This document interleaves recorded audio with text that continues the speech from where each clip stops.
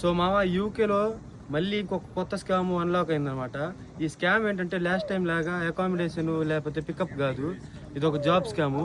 ఇది ఎలాంటిదంటే పర్సనల్గా నేను సఫర్ అయ్యాను, ఎవరి కోసమో కాదు, నా కోసం నేను జాబ్ అడిగాను. ఆ జాబ్ ఎలాంటిదంటే ఒక ఎన్ఐ జాబ్ అడిగాను, కమిషన్ 500 అడిగాడు నన్ను. ఆ కమిషన్లో కానీ ఫస్ట్ ఒక 300 అడిగి ఇస్తే తర్వాత 200 అంట నాకు వచ్చే ఫస్ట్ శాలరీలో నుంచి కట్ చేసుకుంటాడంట.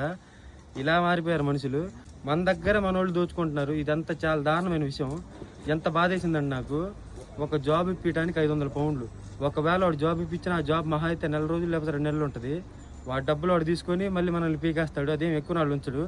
అసలు నేను ఒక పక్క నేను రీల్స్ తీసి అందరికి చూపిస్తానని తెలిసి కానీ నా దగ్గర కమిషన్ అడిగాడు. వాడెంత మేధావో, వాడి పేరు నేను మెన్షన్ చేయాలనుకోవట్లేదు. చాలా జాగ్రత్తగా ఉండాలి మీరు ఏజెంట్స్ తోటి. అసలు ఏజెంట్లు మరీ ఘోరంగా తయారైపోతున్నారు ఈ మధ్య. ఈ స్కామ్స్ ఎక్కువైపోతున్నాయి యూకేలో. మరీ మనోళ్ళు ఎక్కువ చేస్తున్నారు, బయట వాళ్ళు చేయట్లేదు. బయట వాళ్ళు చేసిన దూరకం మన ఆంధ్ర నుంచే చేస్తున్నారు, మన తెలంగాణ నుంచే చేస్తున్నారు. ఎందుకు ఎట్లా చేస్తున్నారు నాకు అర్థం కావట్లేదు. నాకు మాటలు లేవు ఫ్రెండ్స్ దీని గురించి. నేను ఎక్కువ మాట్లాడదలుచుకోవట్లేదు, వాడి పేరు కానీ చెప్పదలుచుకోవట్లేదు. సో మీరైతే చాలా జాగ్రత్తగా ఉండండి ఏజెంట్స్ తోటి. ఇళ్ళ దగ్గర లేకపోతే ఇళ్ళ కాంట్రాక్టుల దగ్గర, అకామిడేషన్ల దగ్గర, మళ్ళీ జాబ్స్ దగ్గర చాలా చాలా జాగ్రత్తగా ఉండండి.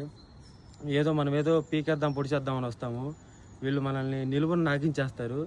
చాలా జాగ్రత్తగా ఉండండి. ఒక బై ఫ్రెండ్స్.